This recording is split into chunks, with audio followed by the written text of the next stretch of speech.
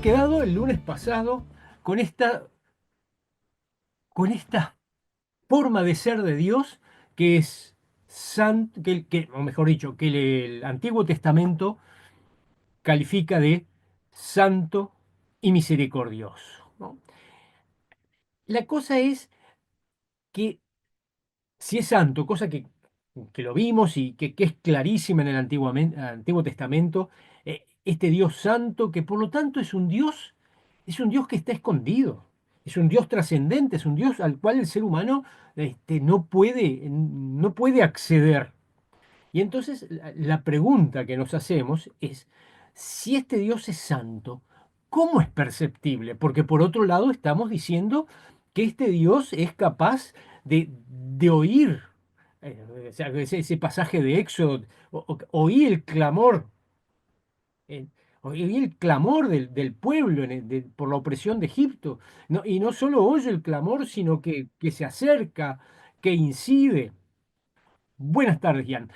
Entonces, ¿cómo siendo santo, este Dios tan allá trascendente al cual nos acercamos, cómo es que se hace perceptible en la historia? Porque esa es la experiencia de fe de Israel, percibir que Dios está actuando en la historia. El Antiguo Testamento, miren, habla de, de un concepto que es la gloria de Dios, ¿no? Habla muchas veces de la gloria de Dios, Kabod, ¿no? La gloria de Dios como una manifestación de Él, ¿no? Y es interesante, y esto ya nos va a permitir introducirnos al tema, que esta manifestación a través de su gloria es, por un lado, digamos, a un nivel cósmico, y hay pasajes muy lindos. Por ejemplo, si alguien tiene ganas de buscar un pasaje que creo que ya leímos, el capítulo 6 de Isaías, ¿no? Los versículos, leamos del 1 al 4, por ejemplo. Isaías 6 del 1 al 4, ¿no? Cómo la gloria de Dios se manifiesta, esa manifestación cósmica de la gloria de Dios. Capítulo 6, versículos del 1 al 4. El que lo tenga, En el lea año con. que murió el rey Usías, vi yo al Señor sentado sobre un trono alto y sublime, y sus faldas llenaban el templo. Por encima de él había serafines, cada uno tenía 6 alas, con dos cubrían sus rostros, con dos cubrían sus pies y con dos volaban. Y el uno al otro daban voces diciendo, Santo, Santo, Santo, Jehová de los ejércitos, toda la tierra está llena de su gloria. Y los quiciales de las puertas se estremecieron con la voz del que clamaba, y la casa se llenó de humo. Bueno, pero esta visión de Isaías, que inclusive después, si ustedes siguen leyendo, es la que, digamos, lo califica como profeta, porque después va a decir cómo yo puedo con labios impuros proclamar el mensaje de Dios. Vean, la gloria de Dios llena la tierra, ¿no? Y además la visión tiene estos serafines, estos seres que proclaman la santidad, santo, santo, santo, ¿no? Esta mirada de una gloria de Dios a nivel cósmico que llena toda la tierra. Y por supuesto hay otras que son muy lindos. Por ejemplo, el Salmo 8, los salmos lo expresan, bueno, la poesía siempre es linda. Por ejemplo, veamos solamente, aunque sea, habría que leer todo el Salmo 8, que es ese, que si se acuerdan, el que dice que es el hombre que lo has hecho un poquito menor que los ángeles, ¿no? Pero el primer versículo ya nos pone, si alguien lo tiene, 8:1.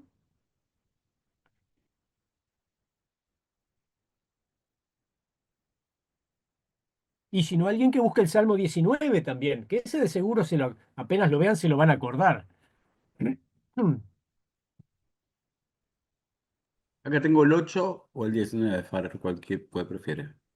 Bueno, empiece con el 8. Vamos en orden numérico. Ya ves, Señor nuestro, qué glorioso es tu nombre en toda la tierra, tú que asientas tu majestad sobre los cielos.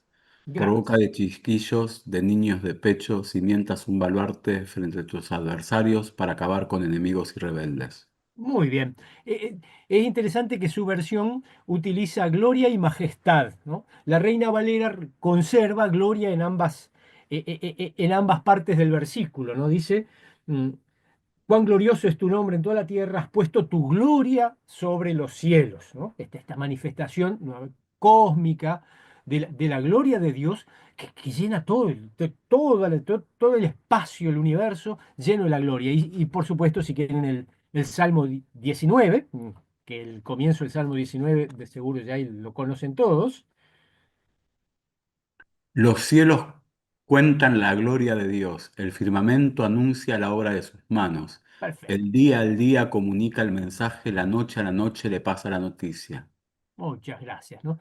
En ese donde dice noticia, Reina Valera también, más respetuosa, dice la sabiduría, la sabiduría, ¿no? Pero los cielos cuentan la gloria de Dios, ¿no? Esta gloria de Dios que se manifiesta a nivel cósmico. Pero esta gloria de Dios que se manifiesta a nivel cósmico, los cielos cuentan la gloria de Dios llena la tierra también se manifiesta de una manera histórico-salvífica, ¿no? Y lo podemos ver, eso sí, ahí en el Éxodo. En el Éxodo esto aparece mucho, cómo la gloria de Dios se manifiesta al pueblo. Podemos ir al libro del Éxodo y tenemos un par de pasajes. Uno es Éxodo 24, el versículo 16, si quieren, que tiene que ver con, con el encuentro de Dios y Moisés, ¿no? Miren cómo lo expresa en el versículo 16, el 24:16, si alguien lo busca. La gloria de Yahvé descansaba sobre el monte Sinaí y la nube lo cubrió durante 6 días. El séptimo día Yahvé llamó a Moisés de en medio de la nube. Muy bien. La gloria del Señor reposó sobre el monte Sinaí, ¿no? Aparece también la imagen de la nube. Y este Dios, esta gloria de Dios, bueno, ahora ya vemos un Dios que se comunica con Moisés, ¿no?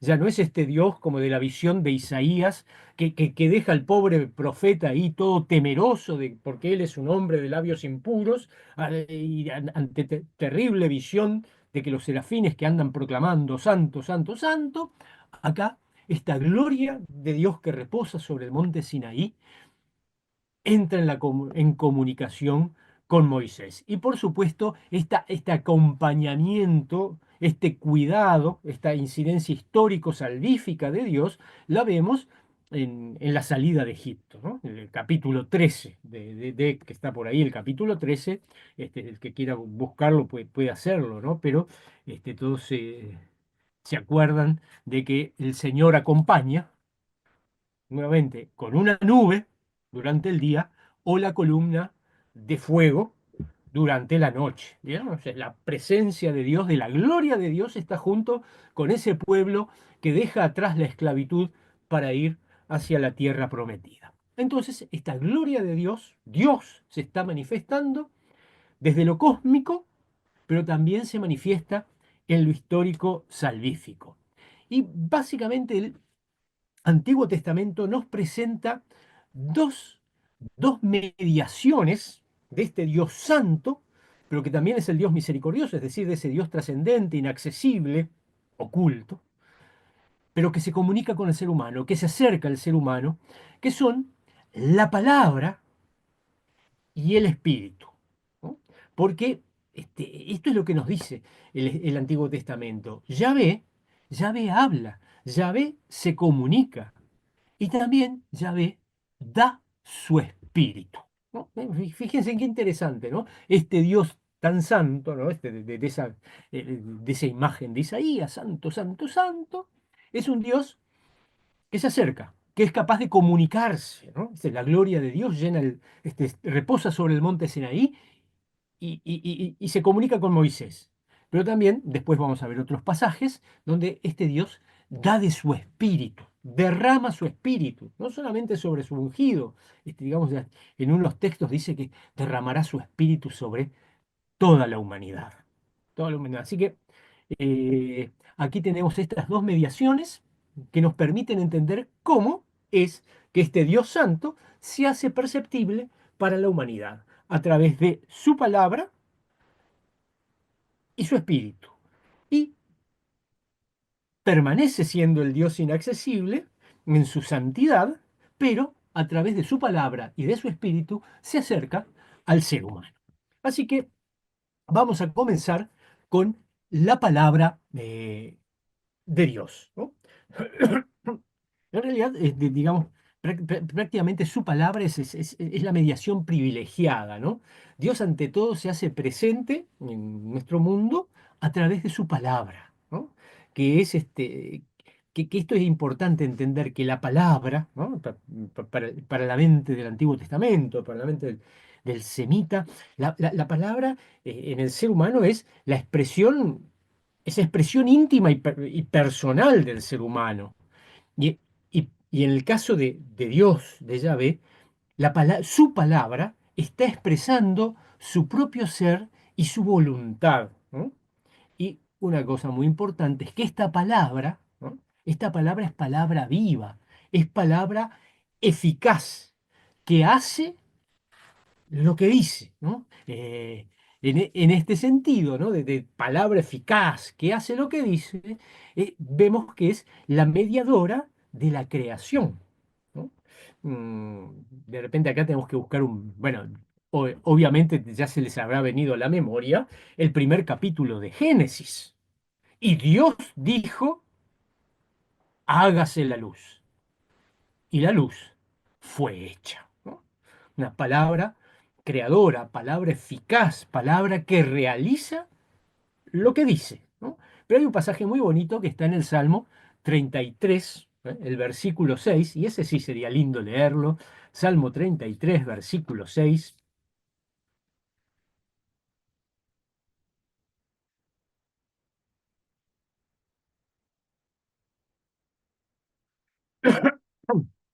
Si alguien lo tiene, Salmo 33, versículo 6. Por la palabra de Yahvé fueron hechos los cielos, por el aliento de su boca todos sus ejércitos. Bien, por la palabra del Señor fueron hechos los cielos. Después, como que la suya decía por el aliento, reina, sí. Y todo el ejército de ellos, el ejército de los cielos son las estrellas, todos los astros que vemos en el cielo, es decir, el universo por su aliento, ¿no? También esto tiene que ver con su palabra, la palabra creadora. Así lo expresa más poético el salmista. Pero además de ser la mediadora de la creación, también es mediadora de la acción de Dios en la historia de la salvación.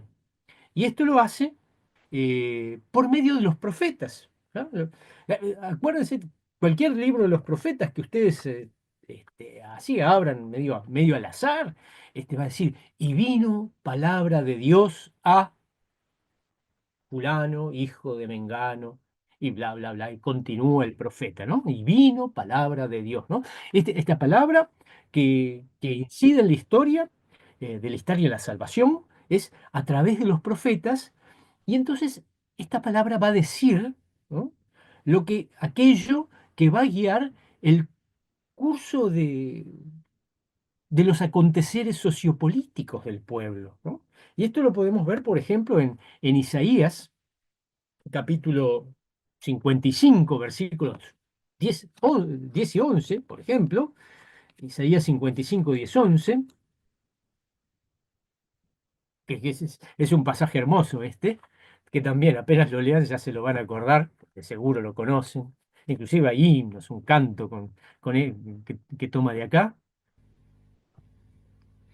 Como descienden la Sí, lluvia y la nieve de los cielos y no vuelven allá, sino que empapan la tierra, la fecundan y la hacen germinar para que dé simiente al sembrador y pan para comer. Así será mi palabra, la que salga de mi boca, que no tornará a mí de vacío, sin que haya realizado lo que me plugo y haya cumplido aquello a que la envié. perfecto, ¿no? Nuevamente en esta imagen tan bella, ¿no? Como la lluvia y la nieve que bajan desde el cielo y fecundan la tierra, así es la palabra de Dios que viene y que obra. Pero obra no porque sí o para cosas vanas, sino porque acá lo pone, ¿no? Para que la tierra fructifique y del pan que sostiene la vida humana, ¿no? Esta palabra, nuevamente, esta palabra es una palabra eficaz, que que incide en nuestra historia, en nuestra vida. Ma- o no, más atrás, perdón, en el 44 también tenemos algo de esto. Si alguien busca 44, perdón, 26, y quizás pueda leer un poquito más, que ahí ya vamos a ver algo más. este, Quizás esto del pan, el alimento, el sostén de la vida, tiene que ver más con lo social. Ahora podemos ver algo más con lo político. Si alguien tiene 44, 26.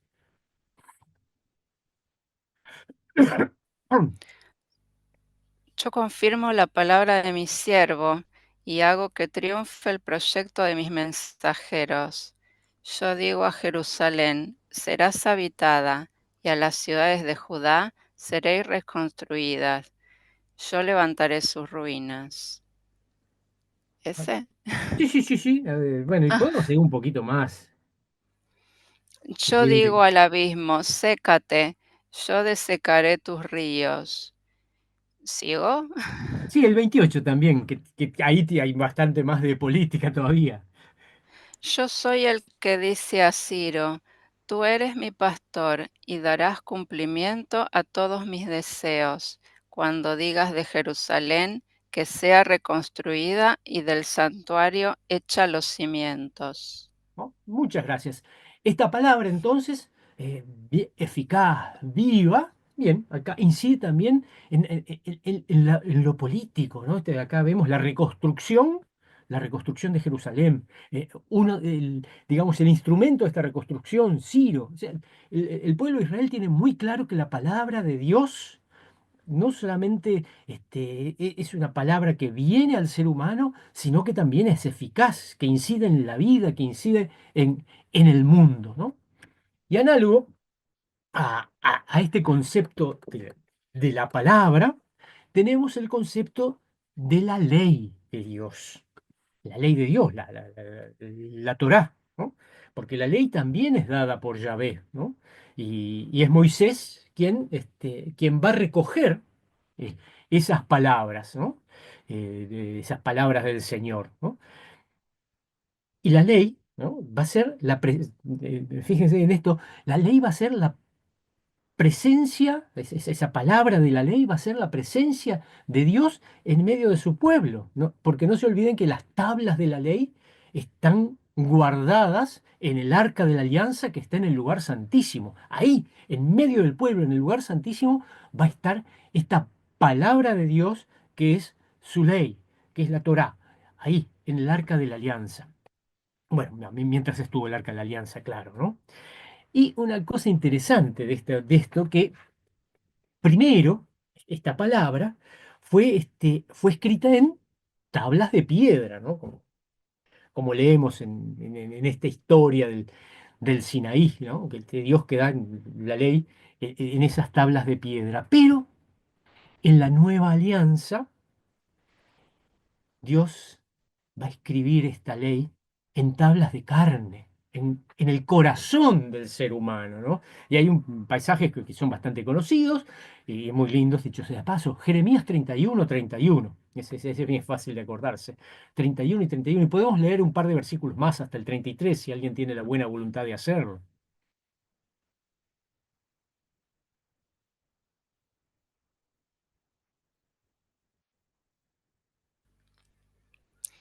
He aquí que días vienen, oráculo de Yahvé, en que yo pactaré con la casa de Israel y con la casa de Judá una nueva alianza, no como la alianza que pacté con sus padres cuando les tomé de la mano para sacarles de Egipto, que ellos rompieron mi alianza y yo hice estragos en ellos, oráculo de Yahvé, sino que esta será la alianza que yo pacte con la casa de Israel después de aquellos días, oráculo de Yahvé.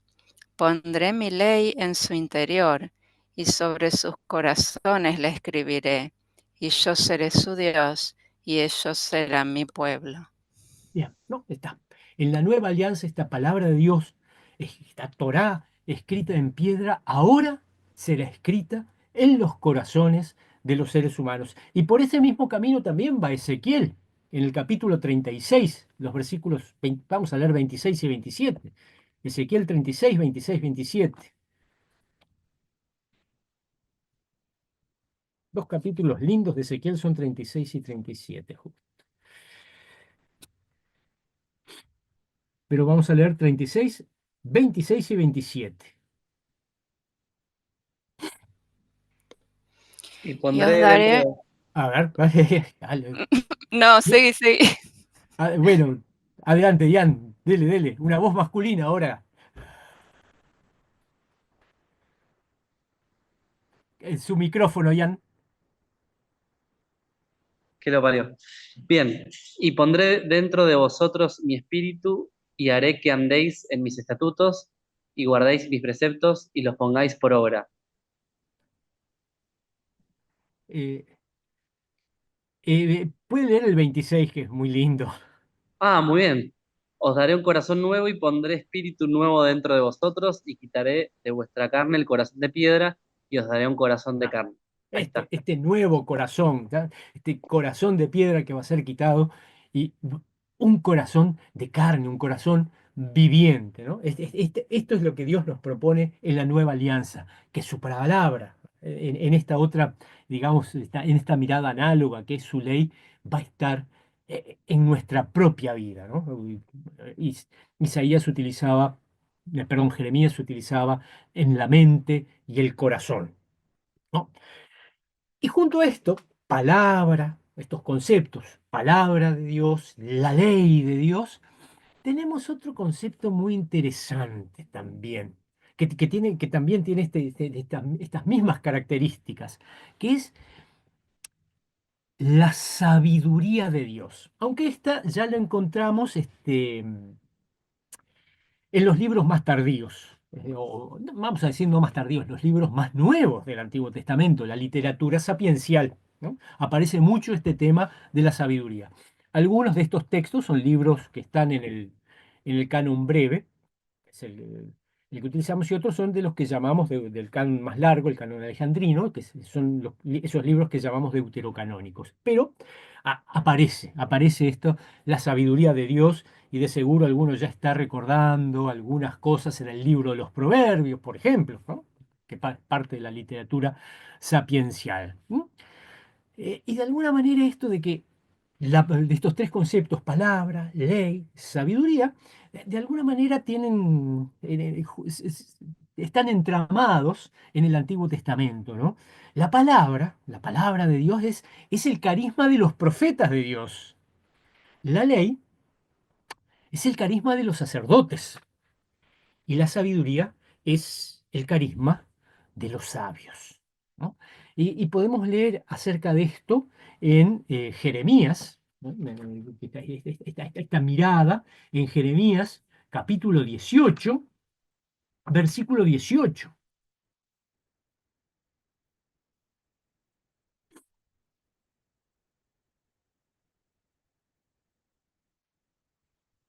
Si alguien lo tiene. Lamentablemente quienes lo usan, estos son gente que no está buscando la voluntad de Dios, pero este concepto, la palabra como propia del profeta, la ley del sacerdote y la sabiduría del sabio, está muy lindo puesto aquí en Jeremías 18, 18.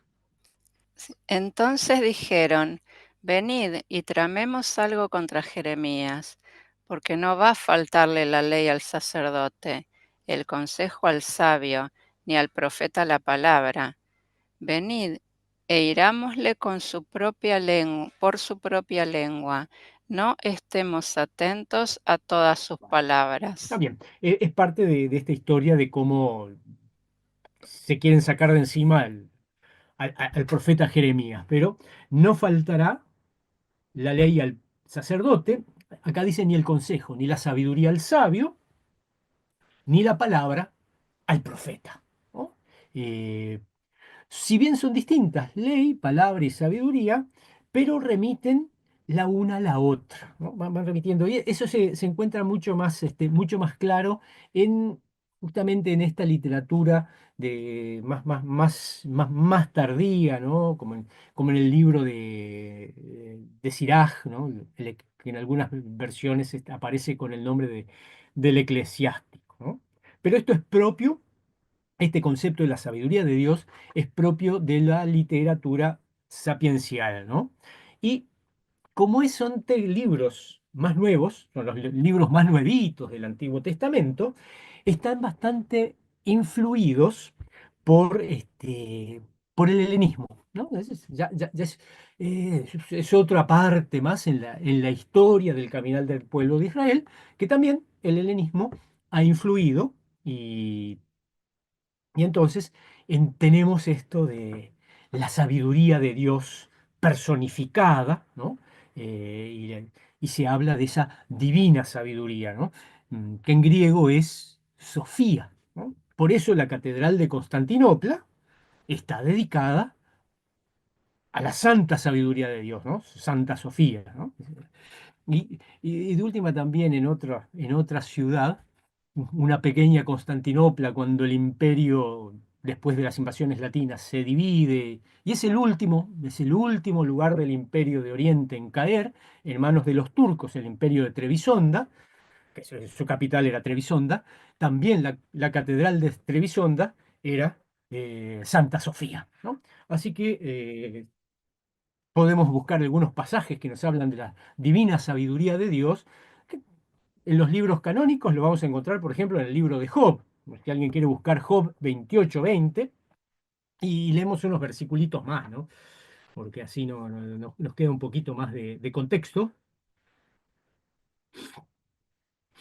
Sabiduría 28:20. Ay, ¿De dónde pues vendrá la sabiduría? ¿Y dónde está el lugar de la inteligencia? Porque encubierta está a los ojos de todo viviente y a toda ave del cielo se oculta. bueno, ¿dónde pues vendrá la sabiduría? ¿Dónde está el lugar de la inteligencia? Pues está El, ve- encubierta a los ojos, ¿no? Es el este Dios. 23 dice, Dios ¿No? entiende el camino de ella y conoce su lugar. ¿No? Dios entiende el camino de ella, sí. Sí. Fíjense cómo va a jugar, estos textos van siempre a jugar como una sabiduría personificada, distinta de Dios, pero que está en comunión con Dios. Y si alguien busca Proverbios 8:22, ahí también lea un par de versículos más. Ese, bueno, todo el capítulo ahí se dedica a la sabiduría de Dios.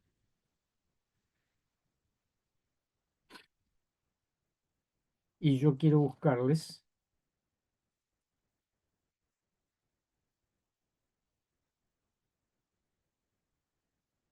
si alguien lo tiene.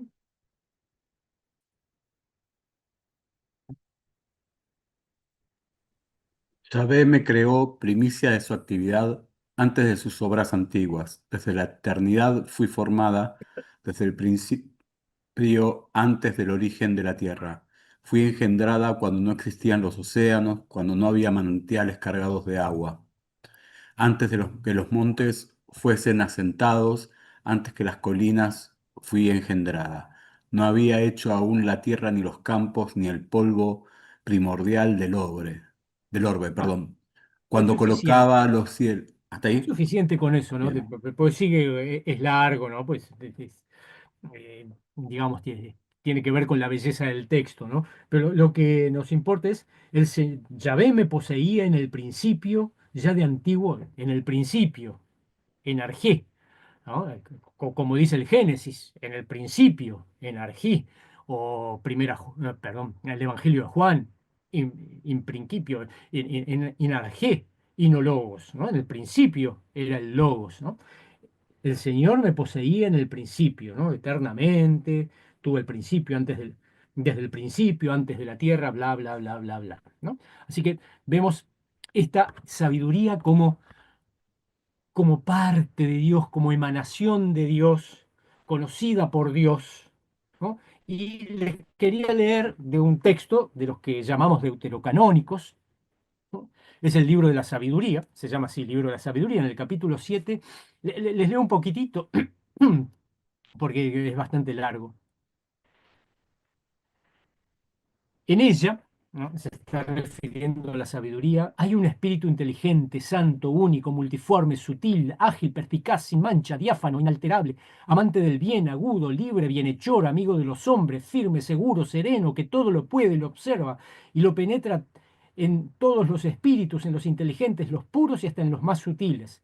La sabiduría es más ágil que cualquier movimiento a causa de su pureza, lo atraviesa y penetra todo. Ella es exhalación del poder de Dios, una emanación pura de la gloria del Todopoderoso. Por eso nada manchado puede alcanzarla. Ella es el resplandor de la luz eterna y un espejo sin mancha de la actividad de Dios y una imagen de su bondad. Bueno, no sigo, pero bueno, fíjense este texto, cómo caracteriza a la sabiduría, ¿no? Y tiene claramente este texto, sí, un gustillo, o un regustillo más bien, muy helenístico, ¿no? Esto podría haber sido de cualquiera de los filósofos helenistas, eh, hablando sobre, bueno, Dios, el uno, ¿no? Perfectamente lo hubieran podido caracterizar de este modo. Y nuevamente en estos textos y en otros textos más que encontramos, tanto en Proverbios, en Proverbios sobre todo en Job, vemos que también la sabiduría tiene la misma doble función que vimos en la palabra, ¿no? Es creadora, ¿no? Es creadora, de alguna manera Proverbios la presenta como consejera, como arquitecto, ¿no? Como el arquitecto de Dios, ¿no? Y también tiene una función moral, porque es la que guía al ser humano al bien y a la verdad, ¿no? Y esto es, bueno, y como decían, como decía este texto de sabiduría, es espejo e imagen de Dios, ¿no? Y todo esto que hemos dicho hasta acá, el Nuevo Testamento también lo va a recoger, ¿no? Y esto es lo importante, que el Nuevo Testamento recoge todo esto, ¿eh? Y por lo tanto interpreta la figura de Jesús como la, la palabra, la palabra, esto es bien juanino, capítulo 1 de Juan, la palabra, ¿no? Que es la ley, la sabiduría de Dios, ¿no? Esto es más paulino, y como la nueva ley. Jesús viene es la nueva ley, ¿no? Eso sí es más mateano, por ejemplo, ¿no? Es decir, eh, la palabra es la mediación de este Dios santo que se acerca al ser humano. Y el Nuevo Testamento nos presenta a Jesús como la mediación definitiva y personal de Yahvé, ¿no? Y si quieren ahí, no lo vamos a leer todo, además porque eso es un texto súper conocido, lean el comienzo del Evangelio de Juan, Juan 1 al 18, ¿no? En el principio era la palabra, y la palabra era Dios y era con Dios, ¿no? Y vimos su gloria, gloria como, bueno, me salté todos los versículos del medio, voy al final, al 18, y vemos su gloria, gloria como del unigénito del Padre, ¿no? Jesús, palabra encarnada, ¿no?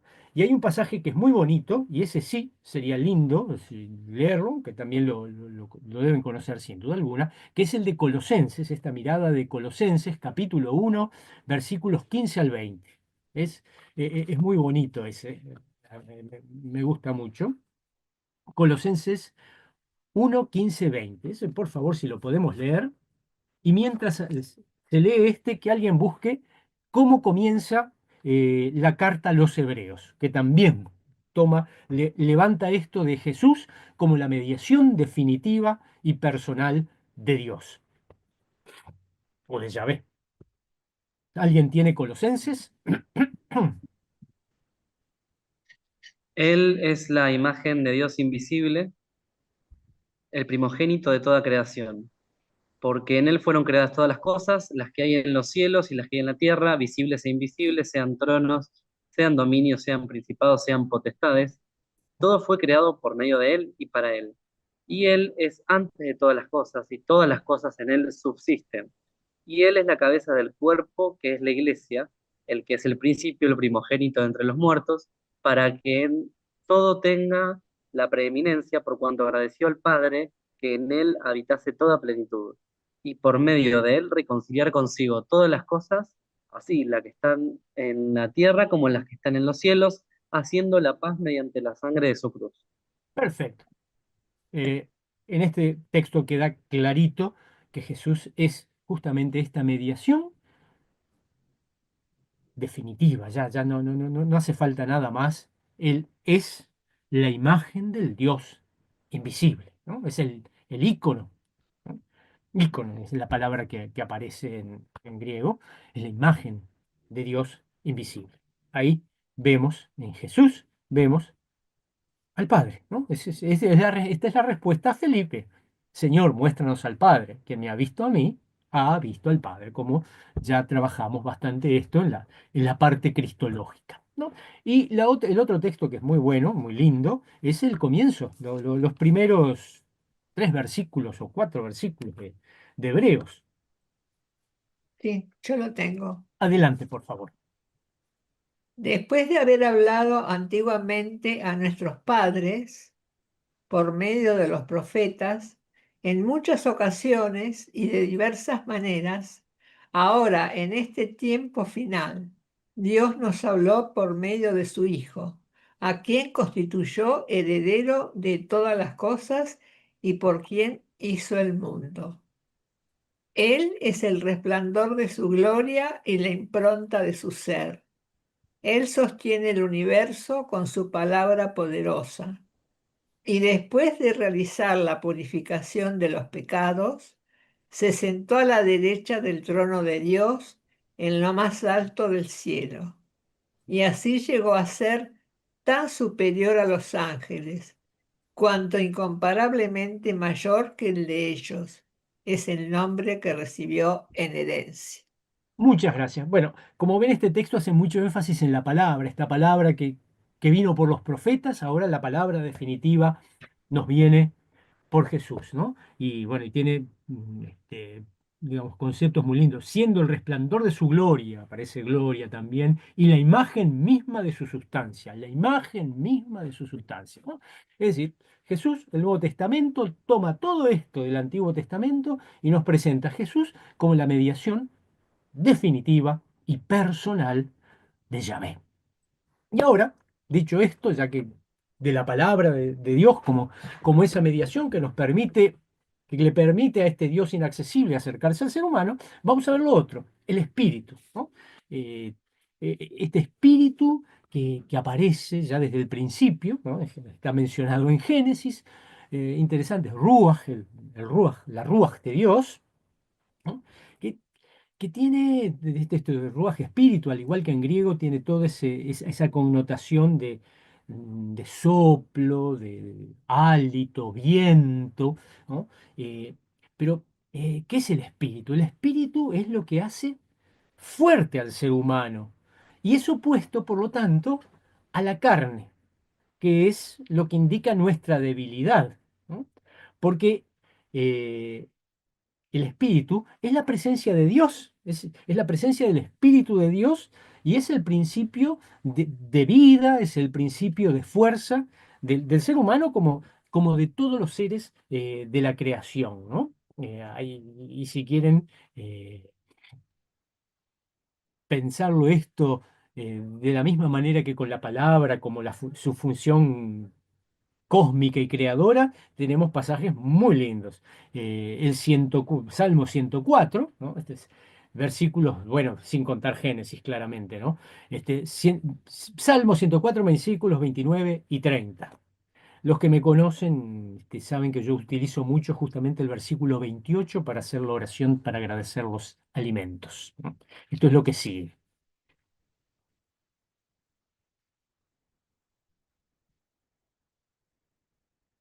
Si alguien tiene el Salmo 104, 29, 30.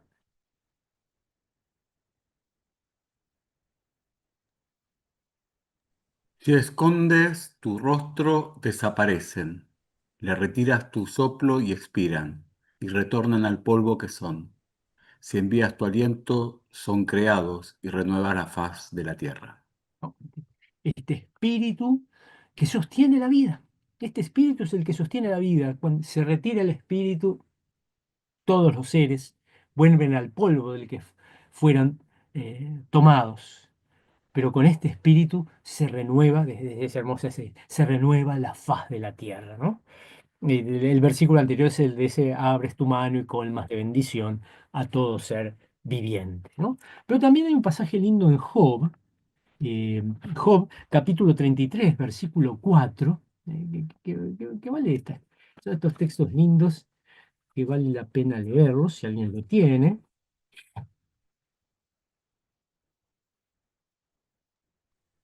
Pues me hizo el soplo de Dios y Shaddai me alentó vida. Bien, ¿no? El Espíritu de Dios, el soplo de Dios, el Espíritu de Dios me hizo y el soplo, bueno, su Biblia, no sé cuál está leyendo, la Jerusalén. Sí, Jerusalén versión 90 y pico. Bien, ¿no? Y dice Shaddai, ¿no? El Shaddai, la Reina Valera dice el omnipotente, ¿no? El omnipotente me dio vida, ¿no? Este espíritu es espíritu creador y ni contar que el pasaje de Génesis 1, que es bien, bien conocido, el espíritu de Dios estaba sobre las aguas, ¿no? En este relato de la creación del capítulo 1 de Génesis. Pero al igual que la palabra, como vimos, tiene esta función creadora cósmica, también tiene su función histórico-salvífica, porque es el Espíritu de Dios el que unge a los profetas, a los reyes, a los sacerdotes, ¿no? Ese es el espíritu. Son investidos en sus funciones proféticas, reales o sacerdotales, a través del Espíritu de Dios, que es quien, obviamente, les va a transmitir su fuerza para que puedan cumplir su misión, ¿no? ¿Cuántas veces han leído en el Antiguo Testamento y él estaba lleno del Espíritu Santo, ¿no? Algunos de los reyes, los jueces, ¿no? Todos estos caudillos, estos líderes que suscita Dios para el bien del pueblo, ¿no? Tienen el Espíritu Santo, ¿no? ¿Y se acuerdan lo que le pide Eliseo a Elías? Le leí los labios, Raquel, sí. La doble porción de tu espíritu, eso es lo que le pide. Bueno, y Elías le dice, bueno, si me ves cuando me vaya, bueno, te será concedido. Pero Eliseo le pide doble porción de ese espíritu que es el espíritu que sostiene y que da fuerza a las personas consagradas a Dios para llevar adelante su misión. Y lo más lindo en el Antiguo Testamento es que anuncia que en los tiempos mesiánicos va a haber una efusión, pero sobreabundante de su espíritu. Este espíritu que Dios ha puesto en hombres como Elías, como Sansón, como David. Bueno, en los tiempos mesiánicos la efusión del espíritu va a ser así súper generosas, ¿no? Y sobre todo, en particular, sobre el Mesías, ¿no? Que Mesías no es otra cosa, no quiere decir otra cosa más que el ungido, ¿no? El Mesías es el ungido por excelencia, tal como, por ejemplo, esto nos lo plantea al final de su libro, ¿no? Allá en el tercer Isaías, el que nos dice el profeta, el espíritu, que después esto es lo que va a leer el Señor en Capernaum. El Espíritu del Señor, de Yahvé, el Señor, está sobre mí, porque me ungió el Señor. Me ha enviado a predicar buenas nuevas a los abatidos, a vendar a los quebrantados de corazón, a publicar libertad a los cautivos y a los presos apertura de la cárcel, a proclamar el año de la buena voluntad de Yahvé, ¿no? El espíritu que aún es el Mesías, es el ungido, y esto es lo que lee, ¿no? El texto ese de esta lectura en la sinagoga que hace Jesús. Pero también en el profeta histórico, el primer Isaías, también tiene un pasaje muy bonito, capítulo 11, si alguien lo busca, capítulo 11, versículos 1 y 2. Que de repente este texto se leerá sin duda en las confirmaciones y cosas por el estilo.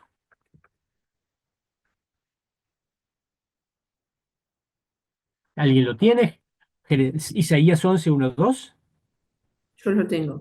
Adelante, adelante, por favor. Saldrá una vara del trono de Isaí y un vástago retoñará de sus raíces y reposará sobre él el espíritu de Jehová, espíritu de sabiduría y de inteligencia, espíritu de consejo y de poder, espíritu de conocimiento y de temor de Jehová. Muchas gracias, ¿no? Entonces, aquí tenemos este profeta que anuncia esos tiempos de que volverá a retoñar el, el tronco de Isaí, ¿no? Y bueno, el espíritu estará ahí, sobre este retoño, sobre el Mesías, el ungido, se va a manifestar el espíritu. Pero después tenemos otros tiempos, otros textos muy lindos en los cuales ya nos dice que también este espíritu se va a derramar sobre, sobre todos, sobre toda la humanidad, ¿no? Y en aquel tiempo, ¿se acuerdan de este texto? Se lee para Pentecostés, es una de las lecturas posibles en Pentecostés del Antiguo Testamento, y en aquel tiempo derramaré mi espíritu sobre todas las naciones, y bueno, y los viejos tendrán visiones, los jóvenes soñarán sueños y cosas por el estilo. De los tiempos mesiánicos, el espíritu de Dios derramado sobre todos los seres humanos, ¿no?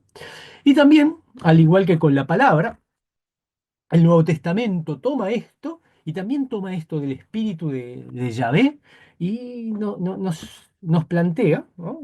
Que el espíritu está sobre Jesús, ¿no? Sobre el Cristo de Dios, el ungido de Dios, ¿sí? Y eso nos lo presentan los sinópticos, ¿no? Recuerdan todos los relatos que están los tres sinópticos del bautismo del Señor. Y el espíritu del Señor descendió como una paloma sobre él, ¿no?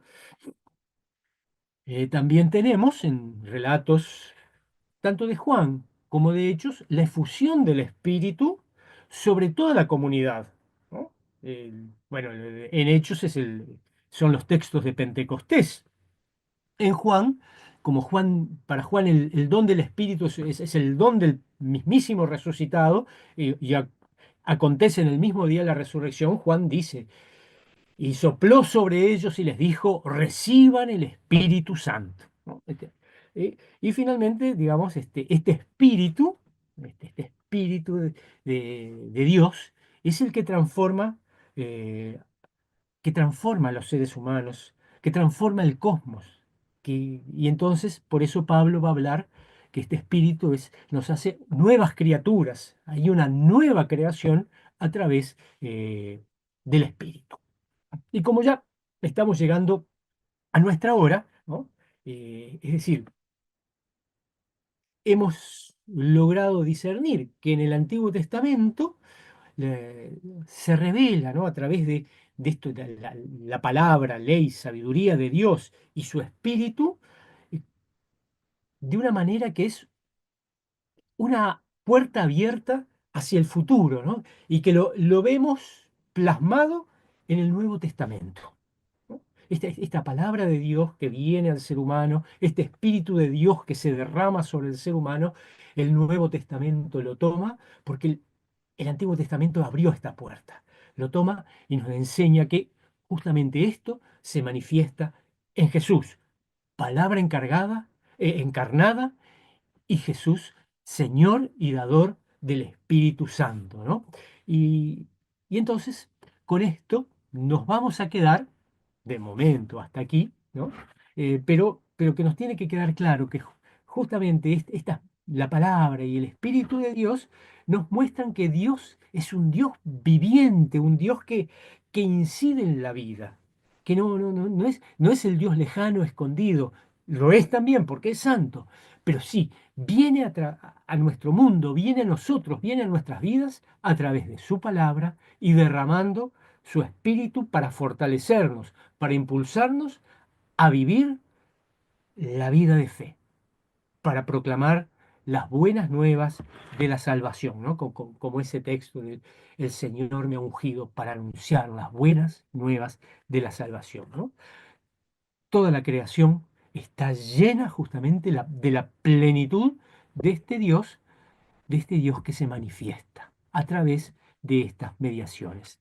Por eso, en nuestro próximo encuentro, el lunes que viene, vamos a retomar un poquitito lo que ya hablamos tanto sobre la persona de Cristo, pero la vamos a tomar más con, en relación al Espíritu, ¿no? Este Jesús de Nazaret, que es el dador del Espíritu, ¿eh? Es el que nos da el Espíritu.